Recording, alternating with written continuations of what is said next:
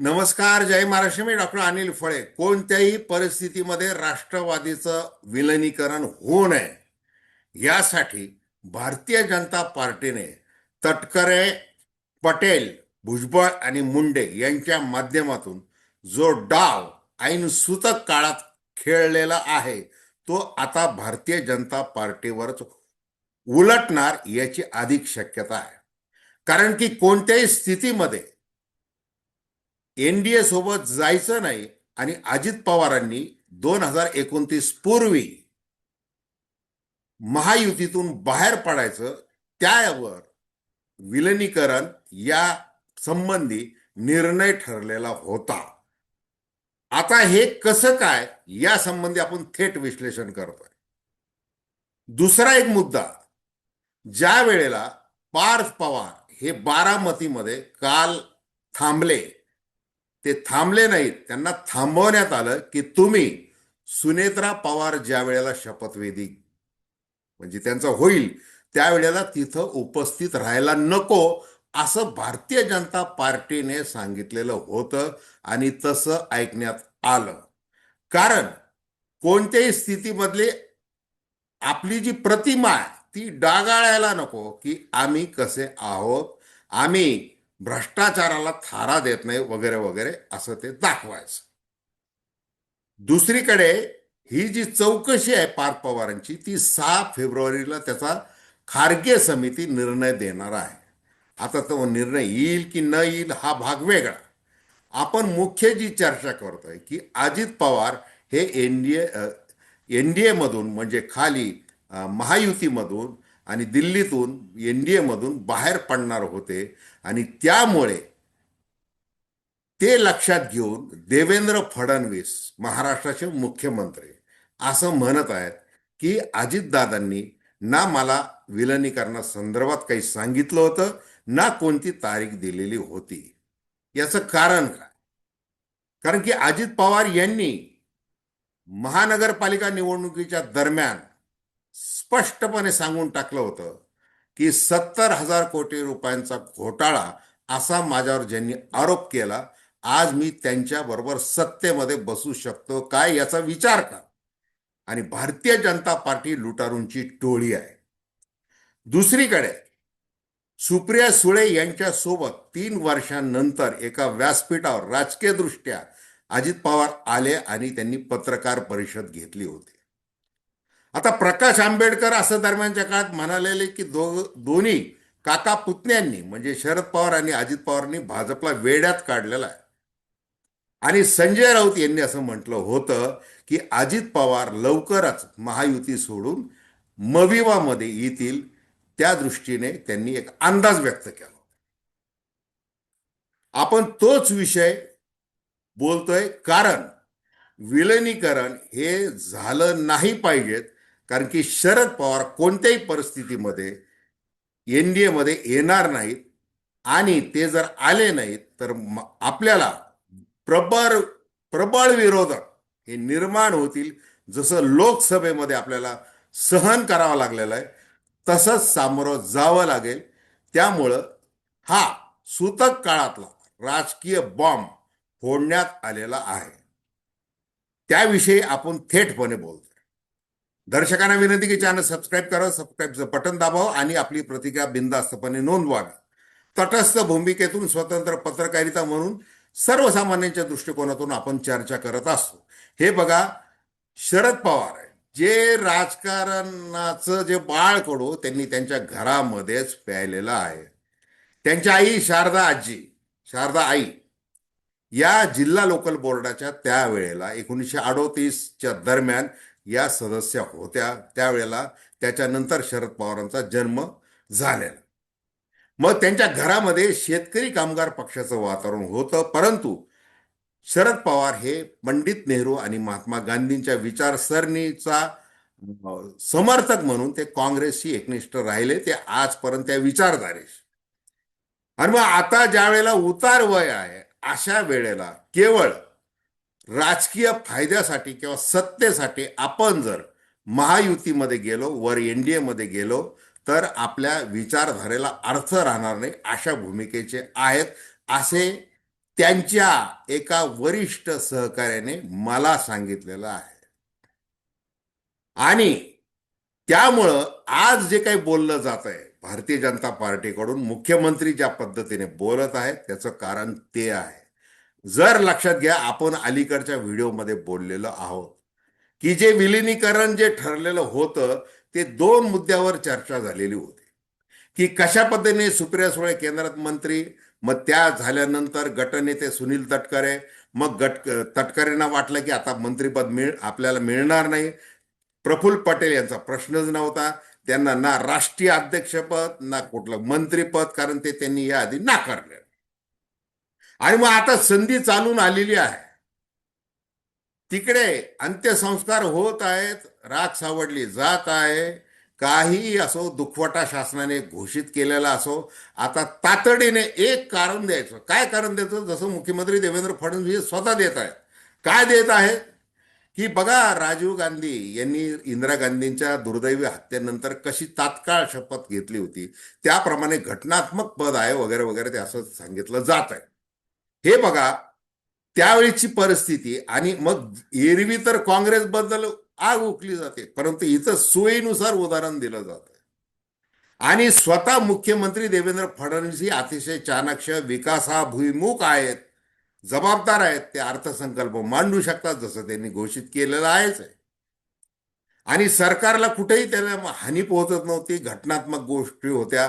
या 10-12 दिवसांचा जो सूतक काळ आहे त्याच्यानंतर हे निर्णय घेतला जाऊ शकत होता.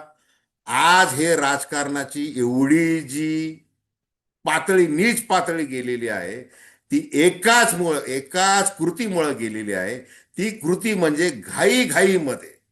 घाईघाईमध्ये सुनेत्रा वहिनींना शपथ देणे उपमुख्यमंत्री पदाचे.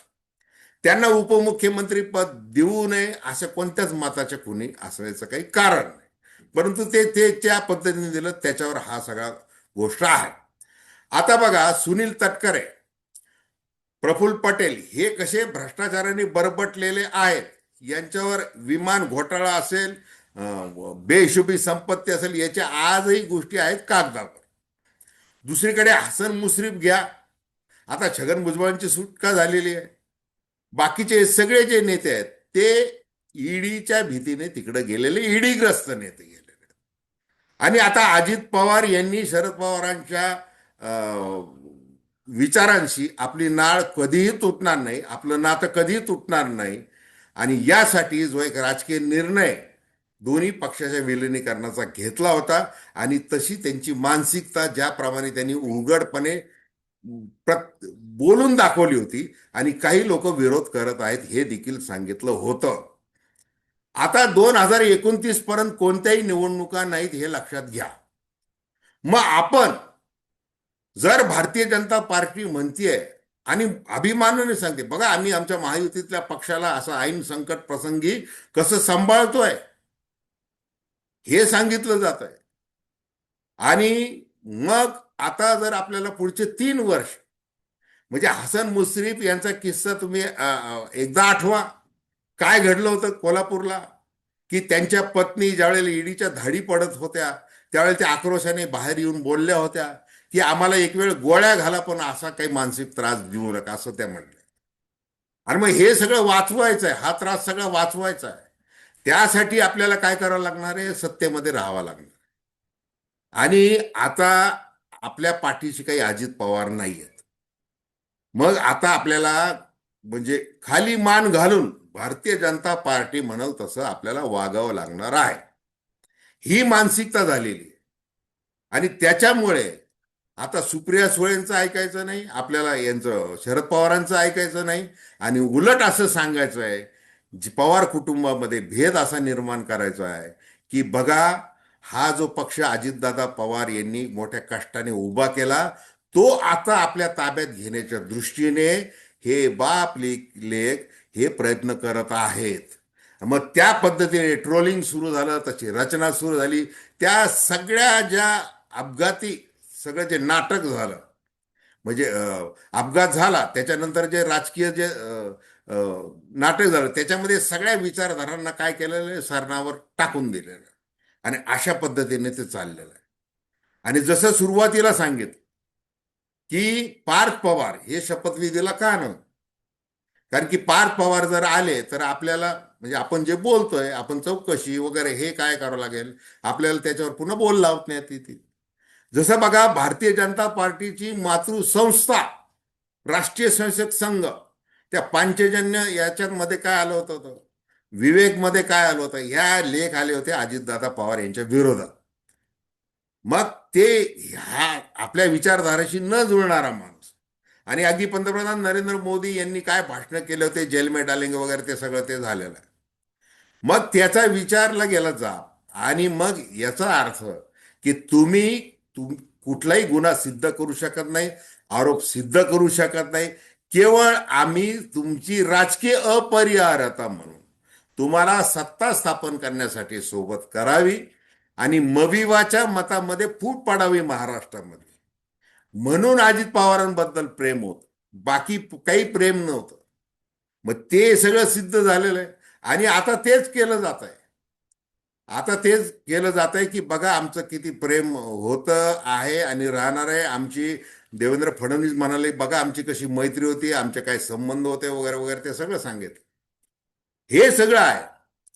आणि शरद पवार बघा कोणत्याही परिस्थितीमध्ये मविवा किंवा एनडीए मध्ये किंवा महायुतीमध्ये जाणार नाहीत, हे ज्या वेळेला पक्क असं कळालेलं आहे, त्यावेळेला त्या ज्येष्ठ सहकार्याने मला असं सांगितलं की ते लक्षात घेऊनच हे सगळं आत्ता सगळं जे गलिच्छ असं राजकारण खेळलं गेलेलं आहे आणि विलिनीकरणामध्ये जो खोडा टाकलेला आहे त्याचं कारण ते. आता नेहमी नाव घेतलं जातं, गौतम अदानींच्या घरी बैठक झाली होती 2019 मध्ये, त्यावेळेला शरद पवार देखील उपस्थित होते. पण शरद पवार आले का? लोकसभा निवडणुकीचं ते आठवा, ते ज्या वेळेला इंडिया आघाडीची बैठक होती मुंबईमध्ये, त्याच्या आधी शरद पवार काही बोलतील बोलतील, ते 10 दिवस काहीच बोलले नाही. ते गेले गुजरातला गौतम अदानींच्या कार्यक्रमामध्ये, तिथं भेटले. आणि मग अशा काय आता वाटलं की आता ते काही जसं नितीश कुमार यांनी पलटी मारली तसे हे देखील मारतील, पण तसं काही झालं नाही. आणि लोकसभेमध्ये त्यांनी त्यांचं वर्चस्व दाखवून दिलं, 10 पैकी 8 खासदार निवडून आणले. तेच मग आता अलीकडच्या काळामध्ये जे काही विद्याप्रतिष्ठानच्या प्रांगणामध्ये जो काही कार्यक्रम झाला, तिथं गौतम अदानी येऊन गेले. मग गौतम अदानी आहे, उद्योजक मित्र आहेत, उद्योग केला पाहिजे वगैरे, ते ते ते त्यांच्या जागी आहेत. माझं राजकारणासाठी मी स्वतंत्र आहे, मी कुणाचा त्या अर्थाने गुलाम असण्याचं काही कारण नाही. आणि मग हे ज्या वेळेला कळालेलं आहे मोदी शहा यांना की शरद पवार आपलं ते राजकीय ते काही ऐकणार नाहीत, ते उलट काय करतील, ठाकरे बंधूंनी जे काही आपल्या सगळ्या ठिकऱ्या उडवण्याचं जे काही ठरवलेलं आहे, उलट ते त्यांच्या बरोबर गेले मुंबई महानगरपालिकेमध्ये. मग आता ते पुन्हा अजित पवारांशी विलिनीकरण करतील आणि एकदम सुप्रियाला कसंही करून मंत्री करा असं म्हणतील, याची शक्यता नाही. हे लक्षात घेऊनच हे सगळं जे काही गेल्या 3-4 दिवसामधलं जे काही राजकारण आहे, त्याला दिशा देण्याचा प्रयत्न, आपला प्रभाव राहायला पाहिजे, आपला दबाव राहायला पाहिजे, आणि दुसरीकडे आपली प्रतिमा देखील तेवढीच उजळ राहायला पाहिजे की आम्ही महायुतीतल्या भागीदाराचं दुःख समजून घेत कसं करतोय, हे देखील दाखवायचं आहे. आता काय म्हटलेलं आहे की आता आम्ही जिल्हा परिषद याच्यामध्ये प्रचाराला जाणार नाही. हा अतिशय चांगला स्वागतार्ह निर्णय. कारण की काय की आता राष्ट्रवादीला जर आता हे दोन्ही राष्ट्रवादी म्हणून काही अनेक ठिकाणी निवडणूक लढवलेली आहे, मग ती सगळी सहानुभूती जर त्यांना मिळाली तर आपलं काही खरं नाही. आणि मग आपल्याला ती जर धार आपली ती सहानुभूतीची ती काही गणितं आहेत जिल्हा परिषद निवडणुकीमधली, ते आपल्याला ती झळ आपल्याला पोहोचणार आहे.